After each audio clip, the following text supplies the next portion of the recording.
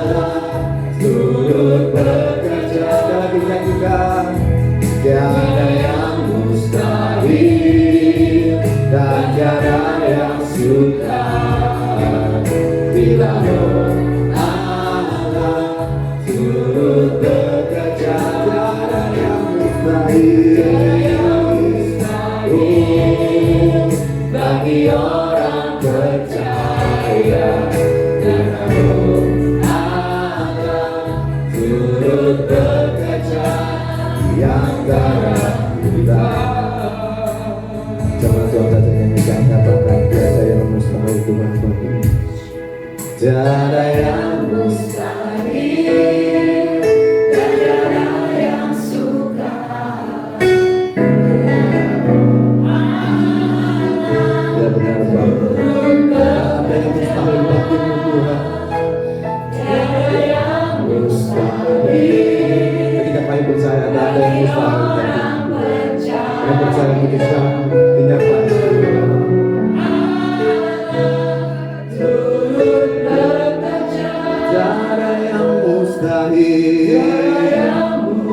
Nyanyikan yang lima, tidak ada yang mustahil, tidak ada yang terlalu sukar bagi Tuhan. Jadi saja untuk Tuhan saja. Tiada yang bagi orang percaya, Allah turut bekerja di antara kita. Bila Roh Allah turut bekerja, bila Roh Allah turut bekerja, bila Roh Allah turut bekerja, bila Roh Allah, bila Roh Allah turut bekerja di antara kita. Beri sorak-sorai kemuliaan kita. Mari kita sebagian pagi hari ucapkan syukur, ucapkan persembahan. Pada Allah yang hidup, pada Allah yang bangkit, yang kita mengambil hibur penolong Roh Kudus itu sendiri. Mari kita sebagian. Haleluya, terima kasih Tuhan.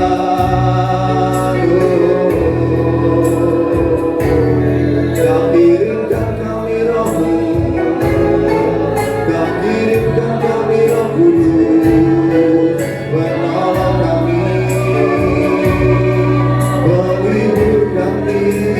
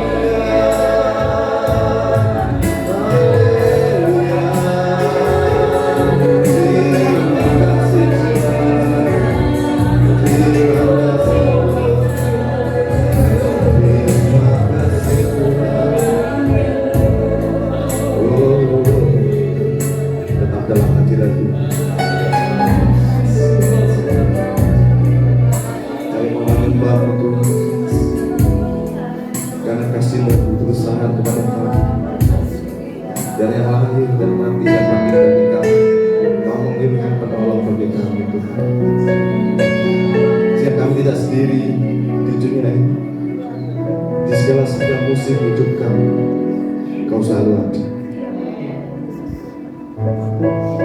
Tak ada yang mustahil, tak ada yang suka ketika kau bersama kami, ketika rohmu ada dalam kami.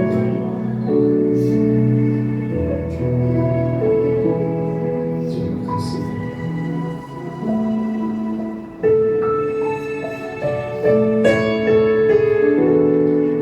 Tiada yang mustahil, tiada yang suka bila roh Allah turut bekerja. Tiada yang mustahil bagimu, tiada yang mustahil.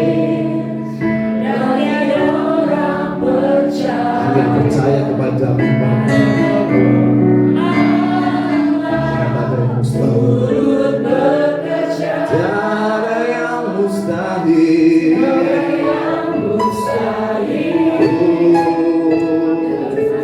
yang suka bila roh Allah turut bekerja. Tiada yang mustahil bagi orang percaya. Bila roh Allah turut bekerja di antara kita. Saudara Bapak Ibu tempat itu mustahil dan tiada yang suka bila roh Allah turut bekerja. Tiada yang mustahil bagi orang percaya. Bila roh Allah turut bekerja di antara kita. Bila roh Allah turut bekerja. Bila roh Allah turut bekerja. Bila roh Allah turut bekerja di antara kita. Beri sorak-sorai kemuliaan terbaik bagi kita. Amin. Bagi para jemaat Tuhan yang sudah siap memenuhi jam penyembahan bersama-sama kita, katakan amin. Hari ini kita mau gerak, ya? Bisa gerak semua? Masih sehat semua? Saya yakin dan percaya kita semua. Yuk!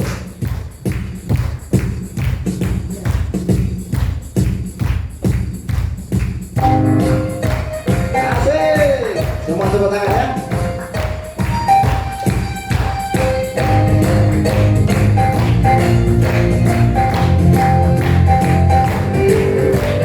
Roh Kudus tercurah di tempat ini, urapan yang ajaib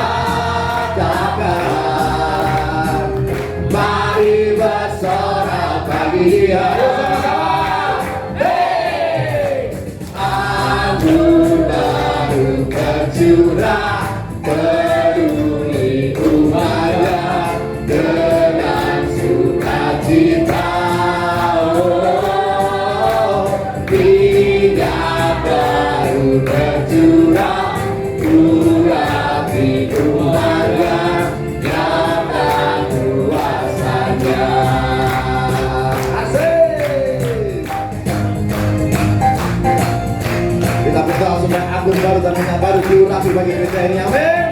Ada lawatan Tuhan yang baru bagi gereja ini. Sama-sama kita nyanyi dari awal. Roh Kudus tercurah di tempat ini, urapan jaya ajaib memurnikan umatnya. Roh Kudus tercurah bagi gerejanya, membangkitkan umat pilihannya. Hari inilah harinya Tuhan. Hari inilah harinya Tuhan, saat pembebasan tiba. Segala belenggu dosa dipatahkan, belenggu dosanya dipatahkan. Mari bersorak bagi Dia sama-sama. Hey, agung baru tercurah penuhi imannya dengan sukacita.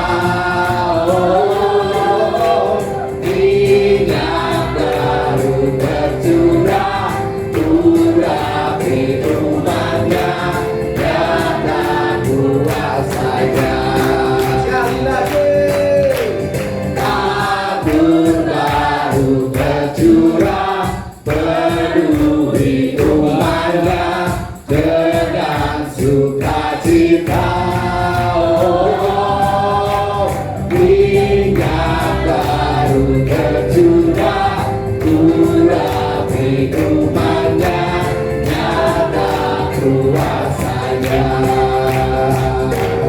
Nyata kuasanya, nyata kuasanya. Sekali lagi katakan, nyata kuasanya.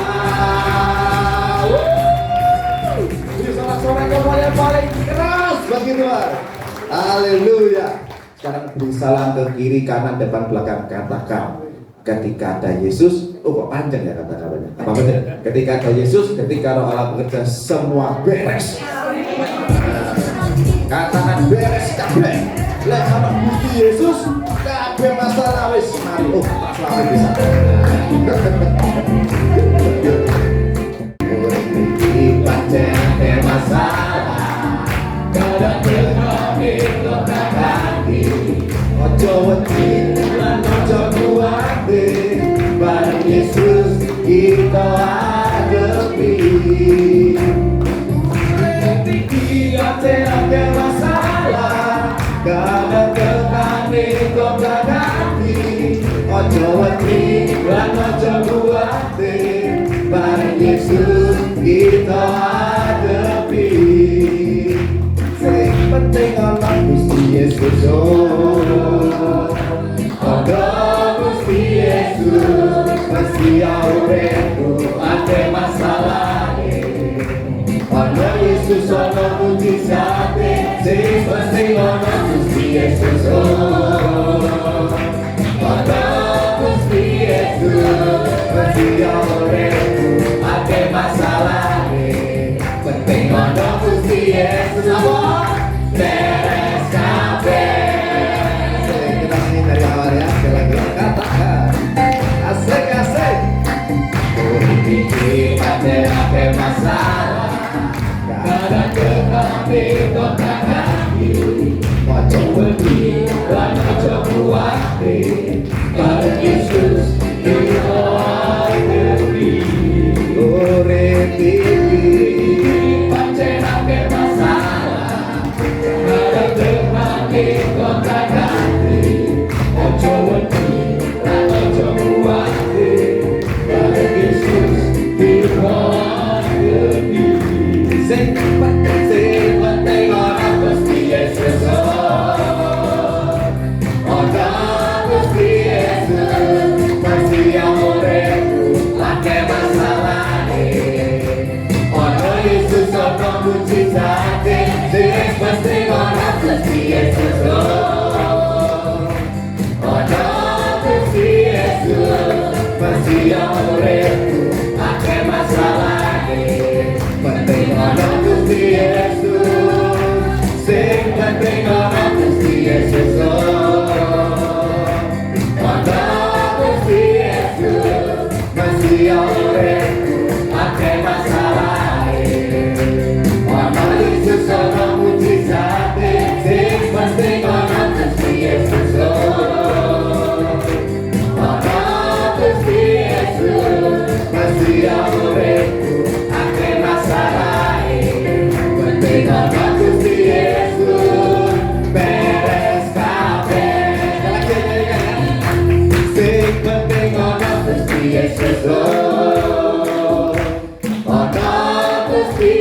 Yesus Mesih uripku wae masalah ono Yesus ono mujizate sing penting ono Gusti Yesus ono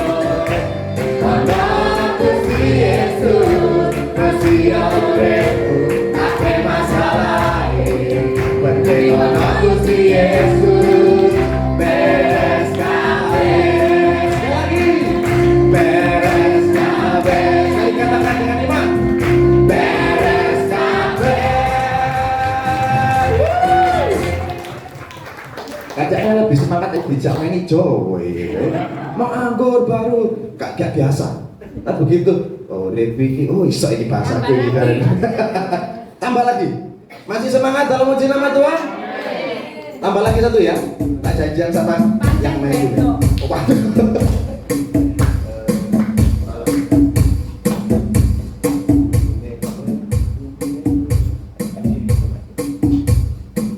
Kemarin kan sempat rame ya di Jawa Timur akeh gempa bumi. Nah, ayo lagu apa kira-kira? Bisa semua? NCT mohon maaf ya tambahkan lagi aja. Bumi goyang, bumi goyang, akeh hidupnya. Bumi goyang, bumi goyang, akeh hidupnya. Yo para kanca padha ilinga sing maha kuasa Kongkong sira isi urip ing alam dunya sekali lagi bumi goyang akeh hidupne bumi goyang akeh hidupne. Yo para kanca padha ilinga sing maha kuasa Kongkong sira isi urip ing alam dunya sing sugih bingung ati sing melarat apa sing melarat susah sing ayem lumut ade Gusti Yesus dan sama memuji sekali yang katakan sing sugih bingung ati oh begini sing larat susah hati tapi sing ayem lumut ade Gusti Yesus terima wengi tansah memuji rino wengi tansah memuji rino wengi tansah memuji amin. Bapak Eli Junif pokoknya berdino kita memuji nama Tuhan amin. Beri sekali lagi kemuliaan saudara Tuhan. Silakan duduk Bapak Ibu. Sebentar kita akan masuk ke dalam firman Tuhan. Kita akan mendengarkan sebagian dari kebenaran dari firman-Nya. Mari kita akan siapkan hati. Kita mau fokuskan pikiran kita. Kita mau kosongkan semua ya. Kita mau mendengar apa yang mau Tuhan sampaikan bagi kita.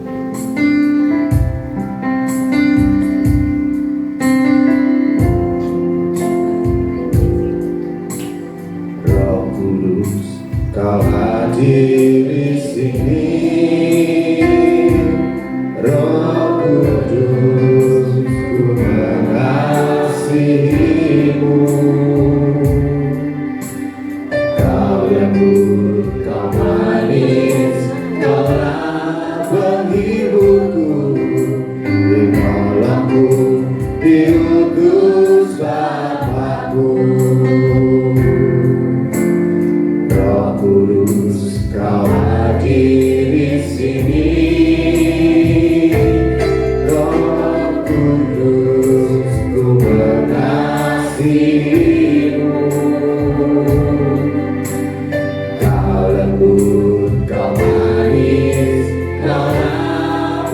penghiburku, penolongku, diutus Bapakku.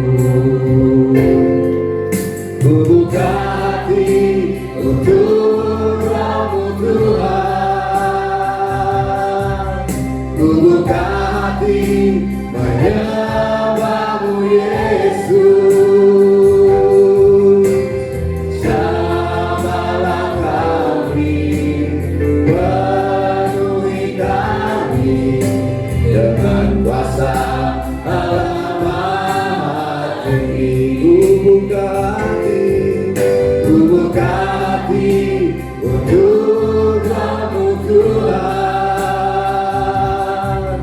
ku buka hati menyembah-Mu Yesus. Jamahlah kami, penuhi kami dengan kuasa Allah Maha Tinggi. Sakit yang nyanyikan. Roh Kudus, Kau hadir di sini. Roh Kudus, ku mengasihi-Mu.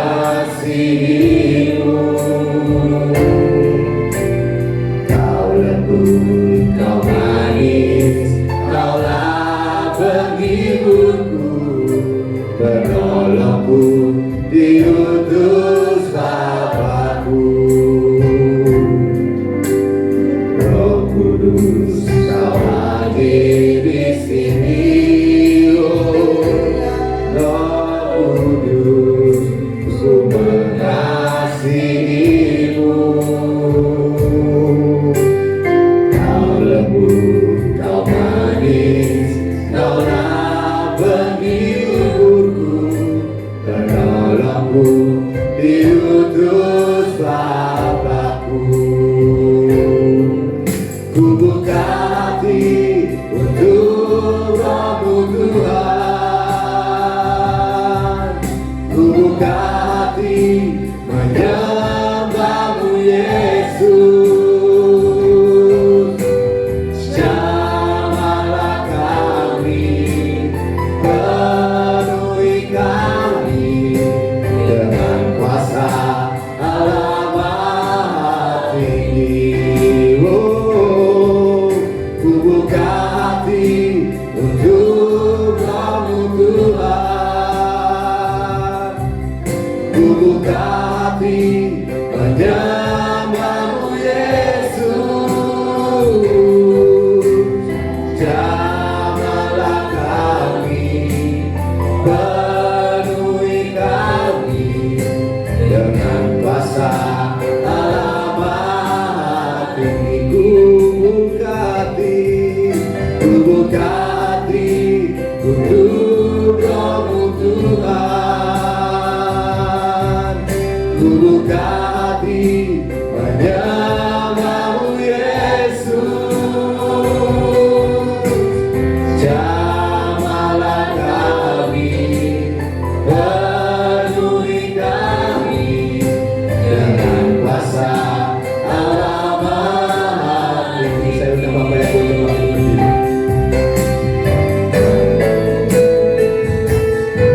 Ku buka hati untuk Roh-Mu Tuhan, ku buka hati menyembah-Mu Yesus. Jamahlah kami, penuhi kami dengan kuasa Allah Maha Tinggi. Oh, ku buka hati untuk Roh-Mu Tuhan, ku buka hati menyembah-Mu Yesus. Jamahlah kami,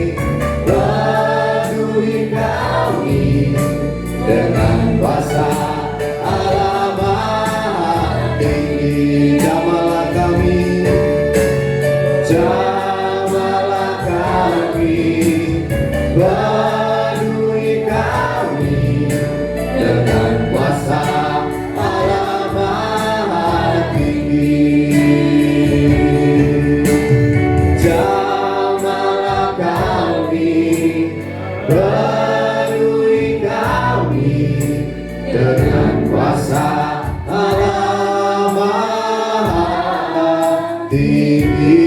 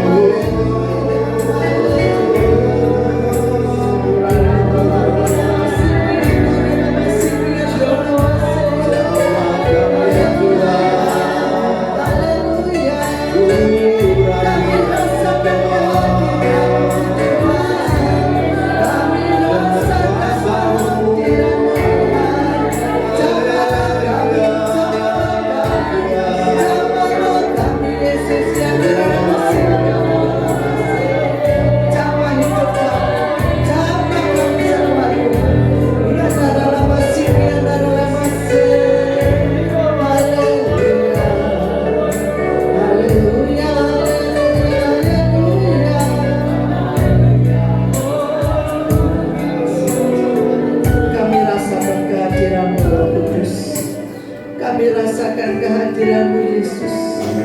Kami rasakan kehadiran-Mu Bapa. Kami rasakan Tuhan Kau ada di tengah-tengah kami Bapa. Engkau menjawab kami satu persatu Tuhan. Terima kasih Bapa. Terima kasih Yesus. Kami sudah memuji menyembah Engkau. Kami percaya pujian dan penyembahan kami menjadi dupa yang harum di hadapan-Mu. Terima kasih Bapa. Tiba saatnya kami untuk duduk diam mendengarkan sabda firman-Mu. Urapi Pak Julius yang sudah siapkan ya Bapak untuk memberkati kami semua Tuhan. Karena kami percaya Tuhan, lewat firman-Mu yang sakit disembuhkan, yang susah dihiburkan, yang mengalami beban berat, Tuhan buka jalan. Terima kasih Bapak. Lewat firman-Mu kami semua Kau berkati Tuhan. Lewat firman-Mu kami semua Kau tegur Tuhan. Terima kasih Bapak. Terima kasih ya Yesus. Dalam nama Tuhan Yesus, dalam nama Tuhan Yesus, hamba menyerahkan Tuhan, kami semua menyerahkan Pak Yunus dalam tangan kuasai. Dalam nama Tuhan Yesus, dalam nama Tuhan Yesus, urapi lidah bibirnya Tuhan, agar apa yang keluar dari lidah bibir Pak Yunus semua Tuhan untuk memberkati kami.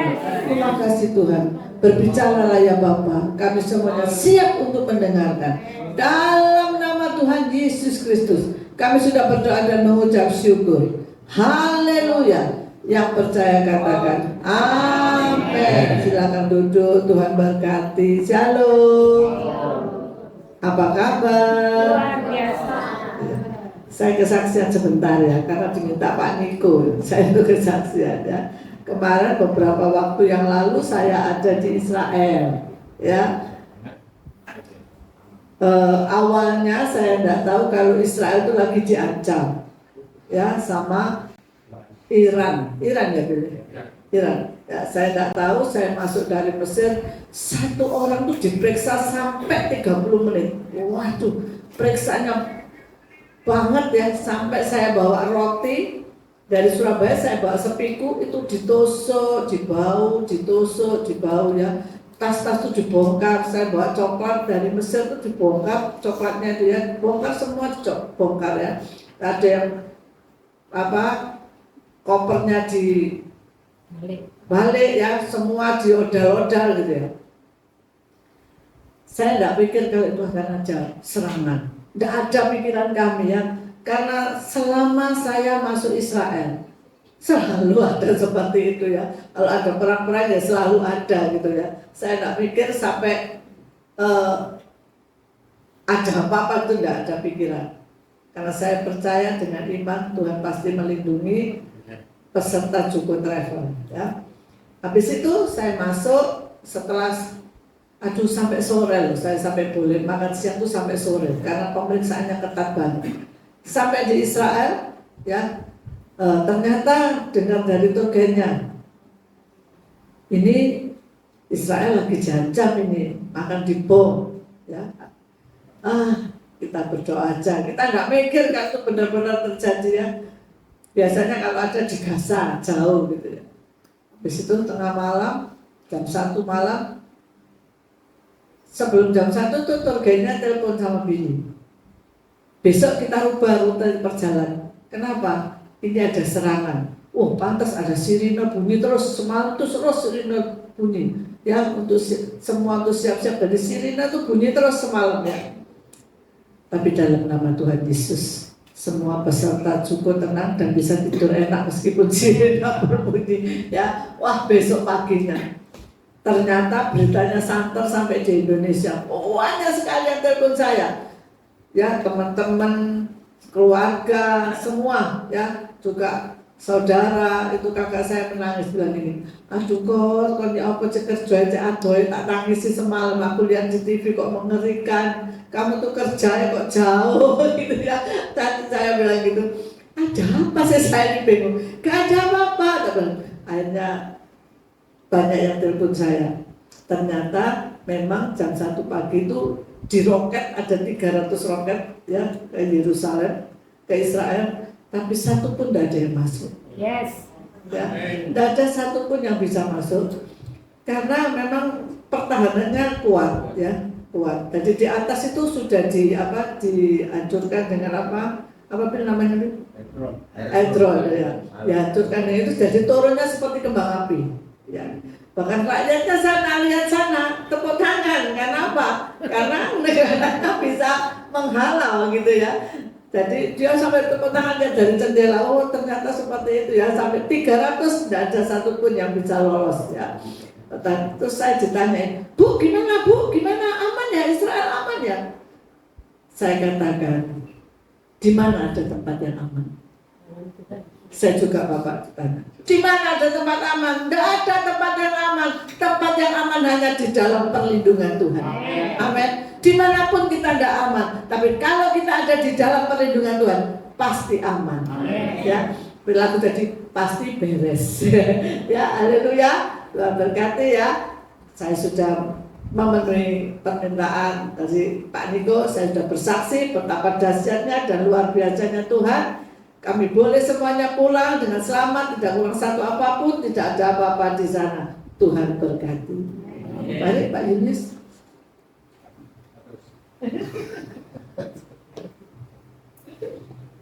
Halo. Halo. Terima kasih sebelumnya kepada pengurus-pengurus di tempat ini, Bapak Gembala, Ibu Gembala, dan semua jagan. Sebenarnya hari ini saya itu maunya itu dengar-dengar firman aja, jadi jemaat aja maunya. Ya, tapi ada tugas katanya di sini. Ya, oke. Tidak memperpanjang waktu, Pak. Karena ini khotbah saya agak panjang waktunya. Karena banyak, saya aja bawa 3 lembar ini catatan. Mudah-mudahan sebelum jam 2 siang selesai. Oke. Mari kita buka dulu Yohanes 14 ayat 16. Yohanes 14 ayat 16. Sebelum kita masuk apa itu Pentakosta, ini ada latar belakang sedikit. Yohanes 14 ayat 16 berkata demikian. Aku akan minta kepada Bapa. Siapa aku di sini? Yesus ya. Dan Bapa akan memberikan kepadamu seorang penolong yang lain supaya ia menyertai kamu selama-lamanya. Ini pertama, seorang apa? Penolong. Loncat ke ayat 26. Ayat 26. Ya, oke. 1, 2, 3. Tetapi penghibur, yaitu Roh Kudus yang akan diutus oleh Bapa dalam namaku, Dialah yang akan mengajarkan segala sesuatu kepadamu dan akan mengingatkan kamu akan semua yang telah kukatakan kepadamu. Jadi di sini kalau kita baca perikopnya di atas itu, Yesus menjanjikan penghibur. Tadi kita baca ayat 16-nya, penolong juga. Kenapa? Ini sebelum Yesus hari sebelum Pentakosta kan ini. Kenapa Yesus menjanjikan demikian? Apakah ada latar belakangnya? Apakah Yesus sebelumnya tahu bahwa para murid ini kan dikatakan kepada murid-murid, disampaikan kepada murid-murid. Ternyata Yesus itu Allah yang luar biasa, Tuhan yang serba tahu, Tuhan yang mengetahui segala sesuatu yang sebelum terjadi. Amin. Kita baca lagi keempat. Ayat 8, Yohanes 18 ayat 25. Demikian. Yohanes 18 ayat 25 dulu.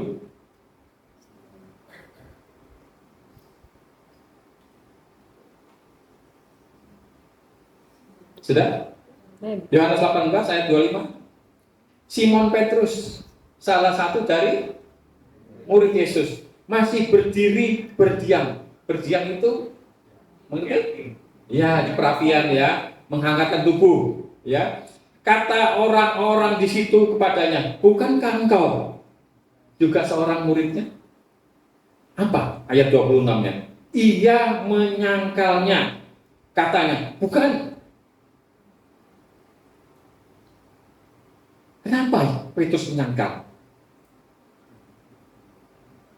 Oke, lanjutkan. Kata seorang hamba imam besar, seorang keluar dari hamba yang telinganya dipotong Petrus. Orang ini kenal, yang memotong telinga hamba orang ini adalah Petrus, gitu loh. Bukankah engkau melihat di taman itu bersama-sama dengan dia? Ayat 27, maka Petrus menyangkalnya pula, dan ketika itu berkokoklah ayam. Jadi kalau Bapak Ibu nanti ke Israel, Bapak Ibu juga akan diajak ke gereja ayam berkokok ini ya, di mana Yesus disiksa semalam-malaman di rumah imam besar Kayafas itu. Ini ada ceritanya, dan ini ada buktinya kejadiannya itu. Nah, ini latar belakangnya sedikit. Kita lompat lagi sebelum saya masuk makna pencurahan Roh Kudus hari ini. Yohanes 20 ayat 19. Yohanes 20 ayat 19.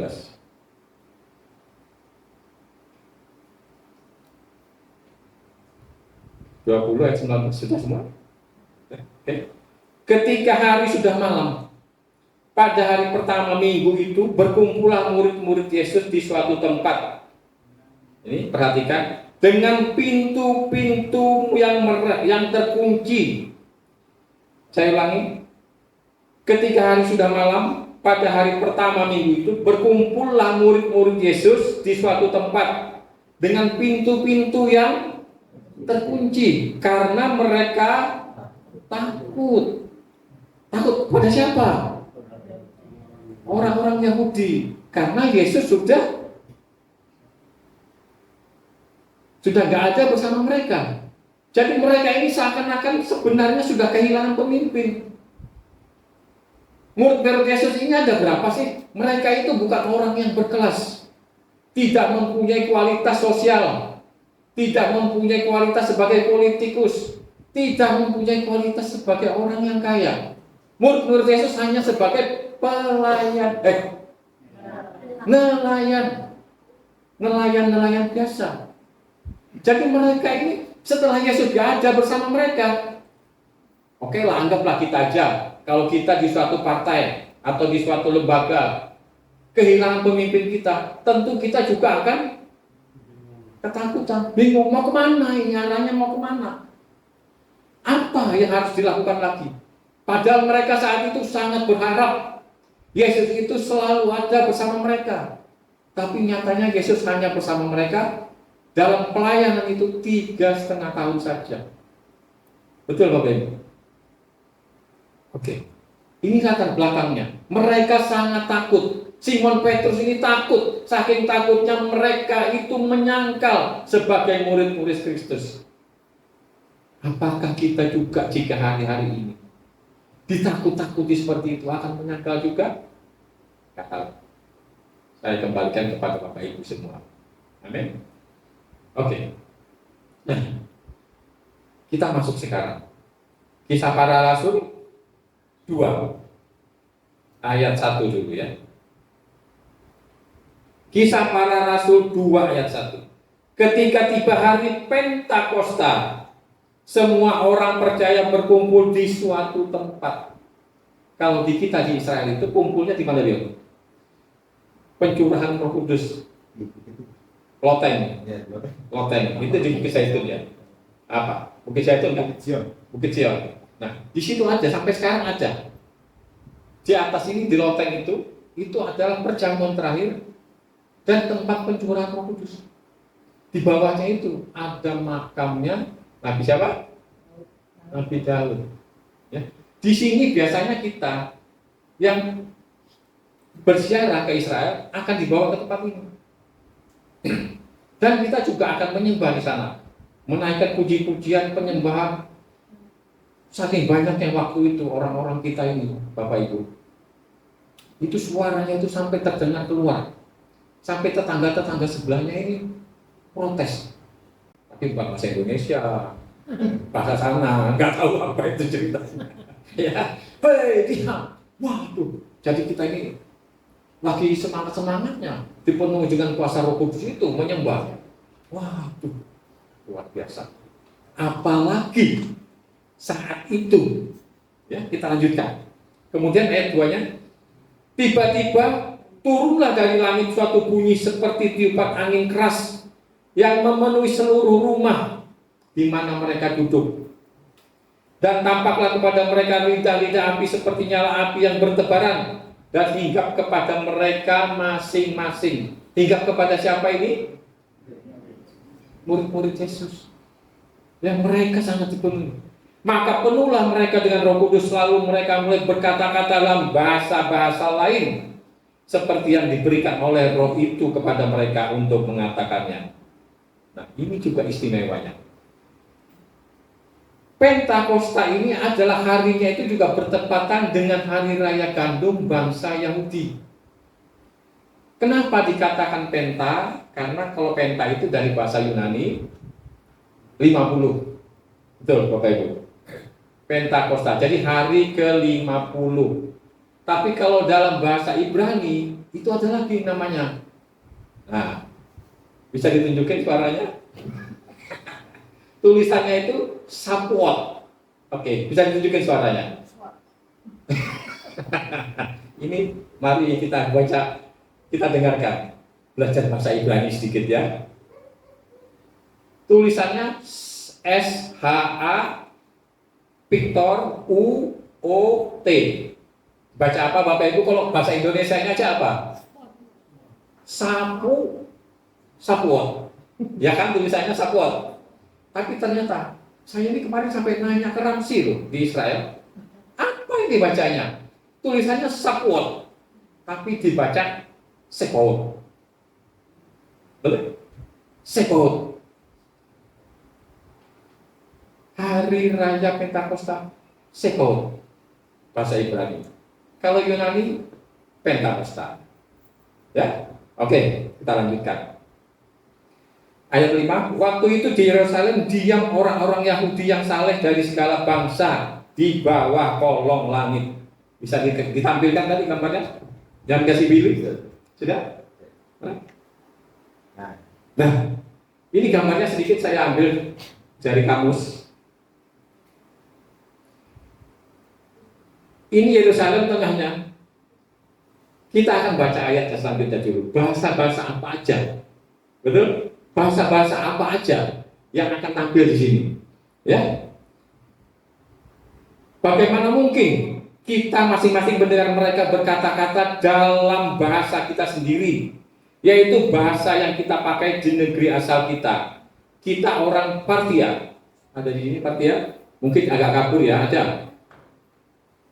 Partia, Mesir, Pamfilia, Libya, berdekatan dengan Kirene, pendatang-pendatang dari Roma, baik orang Yahudi maupun orang Kreta dan orang Arab. Kita mendengar mereka berkata-kata dalam bahasa kita sendiri tentang perbuatan-perbuatan besar yang dilakukan Allah. Bapak Ibu percaya enggak? Tidak diajari bahasa, apalagi bahasa-bahasa mereka itu bahasa sulit. Jangankan yang bahasa yang tidak pernah kita dengar, yang sehari-hari saja kita sering mendengar. Mungkin satu hari 5 kali kita mendengar bahasa Arab. Bapak Ibu bisa niru? Gak bisa. Satu hari 5 kali loh kita dengar mereka azan itu.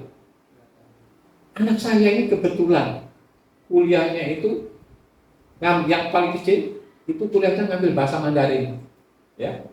Waktu itu di Taiwan berapa bulan? 6 bulan ya. 8 bulan di Taiwan. Belajar bahasa Mandarin. Kemudian belajar lagi di Chongqing, China, itu secara kurang lebih berapa tahun? 3 tahun loh. Jadi saya pernah ngetes dia. Saya tes anak saya ini bahasa Mandarin. Di sini siapa yang bisa bahasa Mandarin? Angkat tangan. Saya tes hari ini. Kalau lampu itu bahasa Mandarinnya apa? Teng. Pak, bahasa Mandarin lampu itu teng. Terus saya tanya sama anak saya, kalau lampu mati apa bahasa Mandarinnya? Gak bisa deh. Ternyata jawabannya peteng. Gak gampang loh belajar bahasa ini. Tapi mereka saat itu dipenuhi kuasa Roh Kudus. Saat itu juga mereka bisa berbagai-bagai macam bahasa. Betul? Nah, belok lagi bahasa Inggrisnya apa? Bahasa Inggrisnya. Kalau belok bahasa Mandarinnya apa yuk? Gak ada yang tahu. Ternyata gampang, nikung. Ada lagi satu. Anak kecil jatuh tergelincir. Apa bahasa Mandarinnya? Licin tong. Ternyata gampang, licin tong, kepleset. Oke. Indonesia ya. Supaya nggak tegang-tegang. Nah, ternyata belajar bahasa itu sulit. Kenapa mereka pada saat itu juga bisa berbagai-bagai macam bahasa? Kalau saya di sini lihat ini nomornya ada 14 Bapak Ibu. Ini kereta terakhir ini kereta 14 kiranya itu ya. Jadi bisa dalam berbagai macam bahasa itu 14 bahasa. Seketika itu tanpa ada yang mengajari, tanpa ada guru yang bisa bahasa-bahasa itu. Saya akan fokus. Apa hari ini yang dimaksudkan dengan pencurahan Roh Kudus itu bagaimana? Apa impact-nya? Apa gunanya bagi kita? Apa artinya bagi kita? Apa maknanya bagi kita? Jadi di sini tadi ditandanya itu pencurahan Roh Kudus ada 3. Ya Bapak. Kita ulang lagi. Bunyi seperti tiupan angin yang sangat keras memenuhi rumah di mana rasul-rasul itu berada. Ini tanda-tandanya pada saat kedatangan Roh Kudus itu, pencurahan Roh Kudus. Itu pertama. Yang kedua, lidah-lidah nyala api bertebaran dan hinggap di atas para rasul. Dan yang ketiga, para rasul diberikan karunia untuk berbicara dalam bahasa-bahasa asing. Seperti yang sudah saya jelaskan tadi, rupanya bahasa Mandarin belum termasuk ya Bapak Ibu ya. Sana tadi. Oke, kita lewatkan aja bahasa Mandarinnya ya. Selanjutnya, apa sih? Setelah kepenuhan Roh Kudus itu loh, Bu Paul ini sering bertanya. Kita ini barusan aja KKR di Semarang, mengikuti KKR. Itu ada namanya satu orang dari Nigeria, namanya Samson Dabas. Mungkin Bapak Ibu pernah dengar. Samson Dabas. Mereka itu Samson Dabas ini maksudnya mereka itu saya katakan mereka ada satu tim, ada penerjemahnya juga orang Indonesia, mereka juga itu keliling-keliling Indonesia. Dalam setiap KKR mereka itu mereka akan mendoakan jemaat yang hadir. Dan saya lihat itu banyak jemaat yang jatuh, dipegang kepalanya jatuh, pegang kepalanya jatuh, pegang kepalanya jatuh. Kalau kita lihat ceritanya di sini, mereka yang kepenuhan Roh Kudus itu, saya akan ceritakan lagi di belakangnya nanti ya. Mereka itu pertama bisa berbagai-bagai bahasa dari berbagai-bagai macam negara. Itu tandanya. Tapi kalau di sini dinyatakan mereka yang kedak atau dapat jamahan Roh Kudus, mereka itu akan berkuasa, mempunyai suatu kuasa. Bagaimana tadi kita sebelum saya masuk Pentakosta, Simon Petrus itu ketakutan. Betul Bapak Ibu? Sampai mereka berkumpul, kunci pintu rapat-rapat, takut sama bangsa Yahudi. Selanjutnya, Kisah 2 14. Kisah 2 ayat 14. Dari rasa takut, dari ketakutan, Petrus ini bangkit. Kita baca ayat 14 demikian. Maka bangkitlah Petrus berdiri dengan ke-11 rasul itu. Jadi ada berapa rasulnya di sini? Padahal kan Yudas tidak ada. Kok masih 12? Nah? Ayo, aktif. Maka bangkitlah Petrus berdiri dengan ke-11 rasul itu. Petrus berdiri, saya berdiri, dan di sana ada lagi 11. Berarti ada 12. Belum aja Yudas tidak ada. Nih, sudah diganti sama Matias. Jadi tetap 12. Dan dengan suara nyaring ia berkata kepada mereka, "Hai kamu orang Yahudi." Kenapa Petrus berani? Tadinya kalau di ayat 20, tadi Yohanes 20 ayat 19, Petrus ketakutan sama murid-murid itu. Kenapa sekarang berani? Karena mereka sudah mendapat jamahan, urapan dari Roh Kudus. Hai kamu orang Yahudi, dan kamu semua yang tinggal di Yerusalem, ketahuilah dan camkanlah perkataanku ini. Ya. Orang-orang ini tidak mabuk. Kenapa mereka berkata demikian? Karena itu pada ayat yang terakhir dikatakan di situ toh.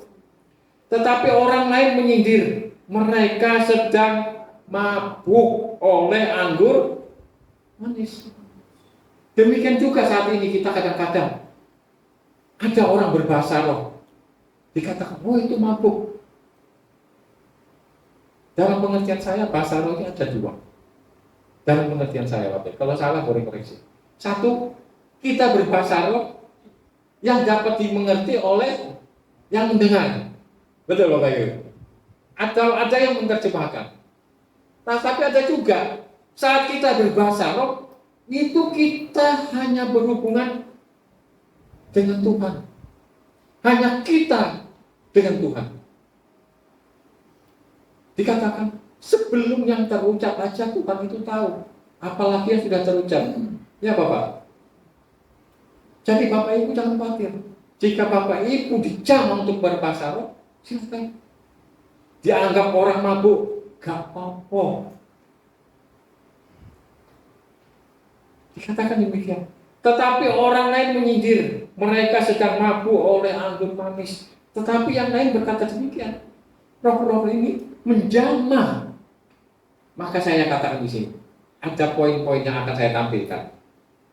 Jamahan Roh Kudus ini bukan untuk semua orang. Betul. Jamahan Roh Kudus ini bukan untuk semesta. Hanya kamu yang terpilih. Hanya kita yang terpilih. Tapi kita harus buka hati kita. Amin. Ku buka hati untuk Roh Tuhan. Ku buka hati menyembah-Mu Yesus. Jamahlah kami, penuhi kami dengan kuasa Allah ini. Enggak mudah orang itu bisa dijamah Roh Kudus. Enggak bisa seorang pendeta penuh Roh Kudus, jatuh, duduk. Enggak bisa. Roh Kudus ini turun dari atas. Amin Bapak Ibu. Amin. Roh Kudus ini menjamah setiap orang yang mau membuka hatinya terhadap jamahan Roh Kudus itu. Roh Kudus ini kalau kita kembali lagi kepada Trinitas, Allah Bapa, Allah Putra, Allah Roh Kudus. Roh Kudus ini juga adalah salah satu pribadi dari Allah sendiri. Jadi kita tidak bisa mengabaikan Roh Kudus ini. Setiap orang yang dapat jamahan, lawatan dari kuasa Roh Kudus, mereka itu pasti berubah. Mereka itu pasti akan dipulihkan. Amin, Bapak Ibu. Pasti mereka mempunyai kuasa. Nanti saya akan baca lagi ayat-ayat yang lain setelah Petrus ini ya. Nah, Petrus ini awal mulanya yang takut, berkumpul pun pintu dikunci rapat-rapat, tapi kepada bangsa-bangsa Yahudi ini mereka berani berkata demikian. Hai kamu orang Yahudi, ini nuding loh ini. Hai kamu orang Yahudi, bukan enggak? Hai kamu orang Yahudi, enggak gitu kan? Betul. Hai kamu orang Yahudi, timbul keberanian dari tadi yang takut setelah mendapat kuasa dari Roh Kudus, berani. Bukan berani berantem Bapak Ibu di sini ya, tapi berani memberitakan, menyampaikan firman Tuhan. Saya tantang Bapak Ibu yang ada di sini. Berani menyampaikan firman Tuhan. Menginjil ke berbagai pelosok. Beritakan kabar baik. Nah, hai kamu orang Yahudi dan kamu semua orang yang tinggal di Yerusalem, ketahuilah dan camkanlah perkataanku ini. Bapak Ibu itu bisa nanti PR. Dari 14 ini sampai dengan 41 ya, itu bisa dibaca. Itu semua kata-kata dari Simon Petrus ini yang luar biasa. Karena ini waktunya pendek, saya nggak bisa baca semua sampai ayat 41, tapi saya akan ambil poin-poinnya. Di sini makna pencurahan Roh Kudus hari ini yang saya sampaikan di sini dalam pemberitaan Injil. 1, ada 5. Roh Kudus memberikan keberanian dan kemampuan untuk memberitakan Injil. Kisah 2 ayat 14 sampai 40. Ayat 14, bangkitlah itu sudah saya ceritakan. Dan sebelumnya murid-murid itu ketakutan bertemu orang Yahudi. Takut. Kemudian 2, Roh Kudus memberikan kuasa dalam memberitakan Injil. Kita baca ini Kisah 1 ayat 8. Oke, Kisah 1 ayat 8. Kisah 1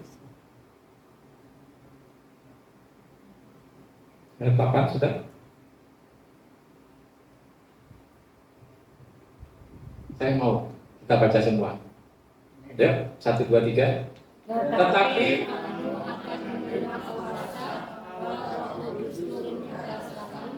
dan akan menjadi saksiku di Yerusalem dan di seluruh Yudea dan Samaria dan sampai ke ujung bumi. Tetapi kamu akan menerima kuasa kalau Roh Kudus turun ke atas kamu, dan kamu akan menjadi saksiku. Kita ini akan menjadi saksi-saksi Kristus dimanapun kita berada, sampai ke ujung bumi bahkan. Betul Bapak Ibu? Jangan takut. Di sini jangan takut. Kalau kita baca, saya pernah mendengar banyak pendeta yang berkhotbah, katanya di dalam satu Alkitab itu, satu buku itu, kata-kata jangan takut itu ada 365. Jadi satu hari cukup satu hari cukup satu, jangan takut.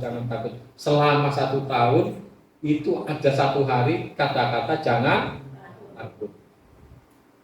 Jangan takut. Kalau Roh Kudus turun atas kita, kita akan menerima kuasa. Kita akan menjadi saksi Kristus sampai ke ujung bumi. Ini sesuai dengan juga dengan Matius 28 ayat 19, amanat agung.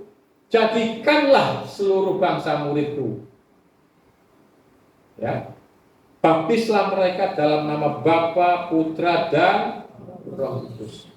Sebenarnya Bapak Ibu, kita di sini itu hadir.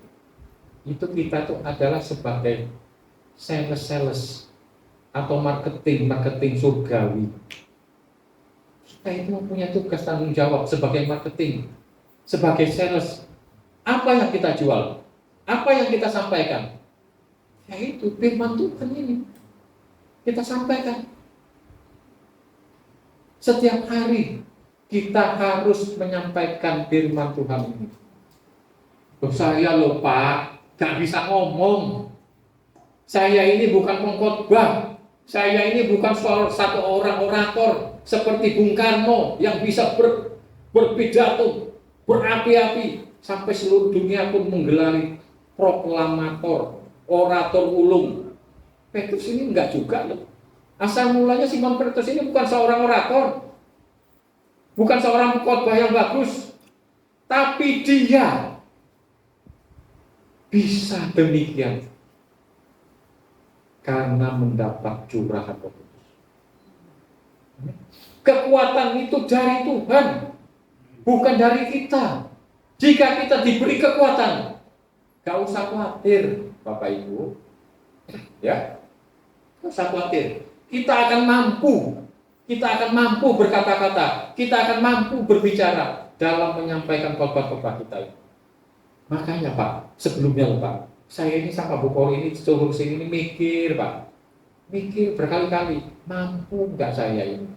Tuhan ini menyertai saya nggak dalam menyampaikan firman ini? Saya takut Pak, kalau dalam khotbah ini ada salah.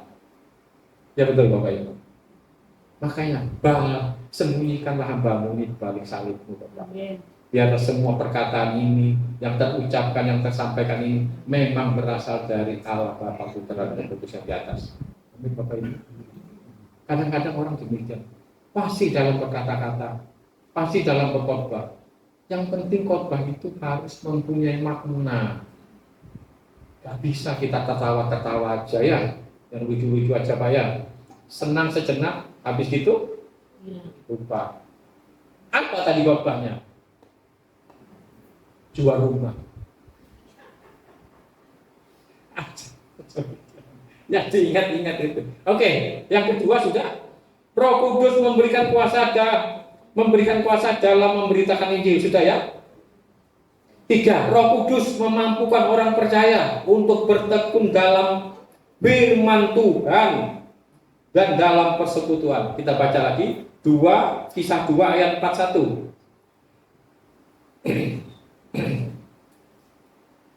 Ini sudah mau habis. Kisah 2 ayat 41.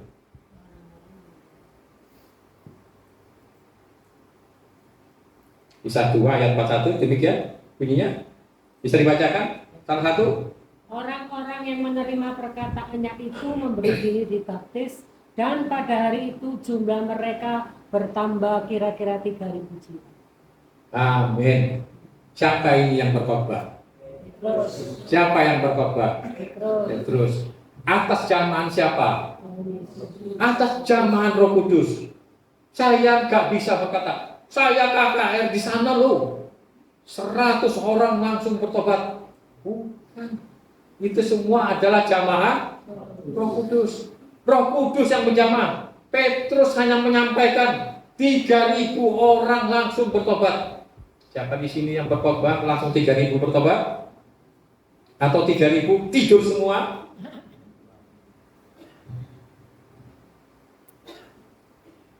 Roh Kudus memampukan orang percaya untuk bertekun dalam firman Tuhan dan dalam persekutuan. Yang keempat, dan pada hari itu jumlah mereka bertambah 3.000 jiwa. Ini ternyata ada 3.000 jiwa kejadian juga. 3.000 jiwa kalau yang dalam pencurahan Roh Kudus itu orang bertobat terima Kristus. Pada perjanjian lama dalam satu hari 3.000 orang meninggal karena mereka menyembah anak lembu emas. Coba bayangkan. Percaya ini Bapak Ibu. Kita tidak boleh menyembah berhala. Kita tidak boleh menyembah berhala. Dan kita tidak bisa menjadikan sesuatu itu sebagai sesembahan kita selain daripada Tuhan Yesus Kristus. Amin. Ini yang penting. Hanya satu sesembahan kita, yaitu Tuhan Yesus Kristus. Ya. Tetapi yang keempat. Yang kelima, Roh Kudus menambahkan kepada gereja orang-orang yang diselamatkan. Kisah 2, 46 dan 47. Oke, sudah. Ayat-ayat terakhir. Ayat-ayat yang disenangi jemaat. 46 dan 47 demikian. Dengan bertekun dan dengan sehati mereka berkumpul tiap-tiap hari dalam bait Allah. Mereka memecahkan roti di rumah masing-masing secara bergilir dan makan bersama-sama dengan gembira dan dengan tulus hati. 47 sambil memuji Allah. Dan mereka disukai semua orang. Dan tiap-tiap hari, garis bawahi, ini garis bawahi, dan tiap-tiap hari tiap-tiap hari Tuhan menambah jumlah mereka dengan orang yang diselamatkan. Jelas di sini Bapak Ibu, maaf ya Pak, maaf ya Bu, gereja itu semestinya tidak boleh rebutan jemaat. Betul. Gereja satu tidak boleh ngambil jemaat gereja yang lain. Di sini dikatakan, dan tiap-tiap hari siapa yang menambahkan? Tuhan. Tuhan yang menambahkan. Gereja ini bisa bertambah, bisa bertumbuh, bisa berkembang. Semua atas kehendak Tuhan. Jadi Bapak jangan khawatir, jangan sedih jika gerejaku ini jemaatnya cuma segini, gereja yang sana kok ribuan. Jangan khawatir, jangan takut. Apapun yang ada pada kita saat ini, kita gembalakan dengan benar. Yang penting semua gembala-gembala ini membawa domba-domba ini sampai kepada Kristus. Buat apa jemaatnya banyak? Buat apa dombanya banyak? Kalau yang sampai ke surga sedikit? Amin. Di sini dikatakan dengan jelas. Jadi, Bapak Ibu sekali lagi, semestinya, seharusnya, yang benar, gereja itu tidak boleh saling mengambil jemaat. Maaf kalau di sini ngambil jemaat yang lain, kembalikan ya Pak. Boleh dewe Pak. Ampun saya Pak. Oke, saya percaya banyak gereja-gereja sekarang ini yang baru. Betul. Itu loh yang sering ngambil jemaat-jemaat gereja-gereja yang lama. Ya enggak? Loh, mau bertumbuh dari mana? Orang Kristennya se-Indonesia ini cuma segini-gini aja. Ya kalau Simon Petrus terbit lagi sekarang ini dan berkhotbah lagi, maka 3.000 orang langsung bertobat, ya Pak. Kita undang Simon Petrus yang lain. Saya ingin Simon Petrus yang lain yang berkhotbah dalam satu hari 3.000 orang bertobat dan mengikut Yesus. Mungkin di sini ada. Ada yang tahu. Nah, itu yang kelima. Jadi tadi saya katakan makna pencurahan Roh Kudus dalam pemberitaan Injil yaitu ada 5 tadi ya. Poin-poinnya terserah mau dicatat atau enggak. Yang penting saya sudah nyampaikan. Bapak keluar dari sini lupa ya enggak apa-apa. Nanti Roh Kudus yang mengingatkan. Tapi kalau pulang mau minta catatannya boleh fotokopi. Pak fotokopi ya? Boleh. Bayar 1.000. Ya. Nah, kesimpulan atau penutup sudah setengah 12. Hari ini kita merayakan kucuran Roh Kudus. Pertanyaannya adalah, apakah kita sudah menerima Roh Kudus di dalam hidup kita secara pribadi, serta memiliki kuasa Roh Kudus di dalam hidup kita ini? Ataukah hanya kita sekedar datang? Ataukah kita adalah orang-orang Kristen yang hidup tanpa Roh Kudus, sehingga kita dikuasai dan dikendalikan oleh Roh Kudus dengan segala akibat tabiat jahatnya? Meskipun kita keluar masuk gereja atau rajin beribadah, kalau tanpa zaman Roh Kudus, ibadah kita akan sia-sia. Amin. Pastikan hari ini kita menerima. Jangan pulang, di sini saja sampai menunggu makan siang.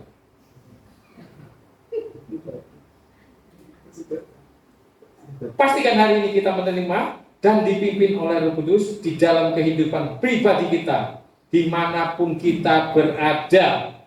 Pastikan kita memiliki kuasa untuk menjadi saksi Kristus, baik dalam pikiran, perkataan, dan perbuatan kita. Maaf Bapak Ibu, ternyata tadi itu belum ayat terakhir. Masih banyak ternyata ayatnya. Nah kita baca lagi. Kisah 18 ayat 9b. Nah, ternyata ada lagi ayatnya ya. Wah ini, Bapak ini kok bohong ya. Bukan Bapak Ibu, saya hanya nambahi aja.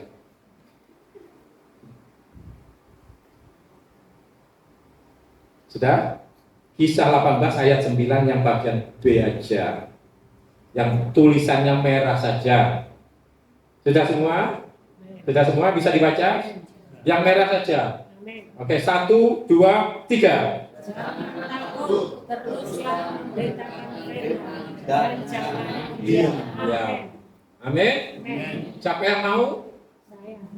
Gak diam.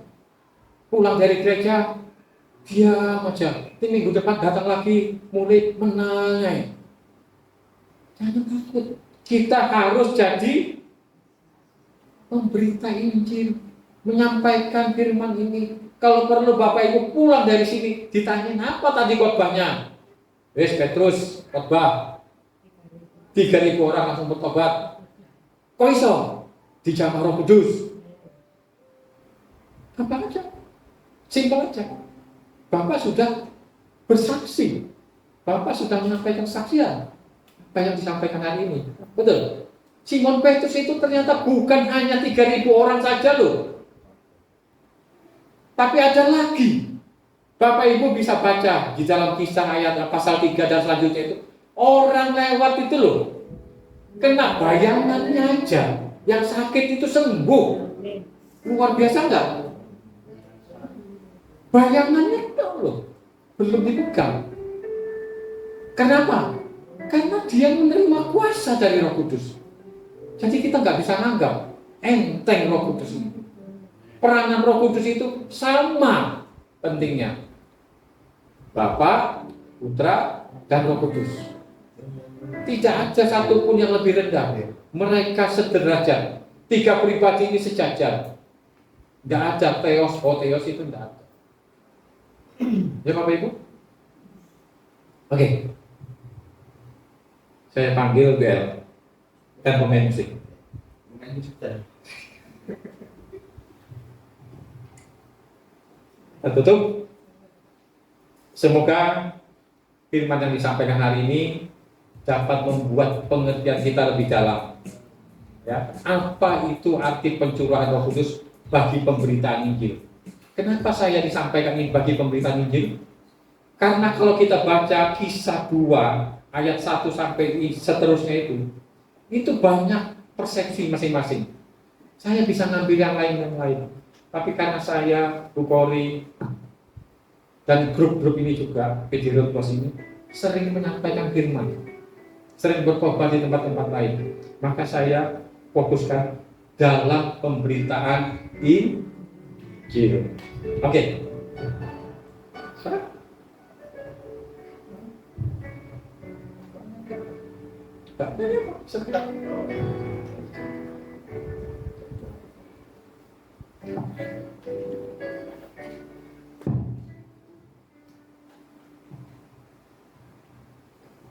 Mari kita satu dalam doa.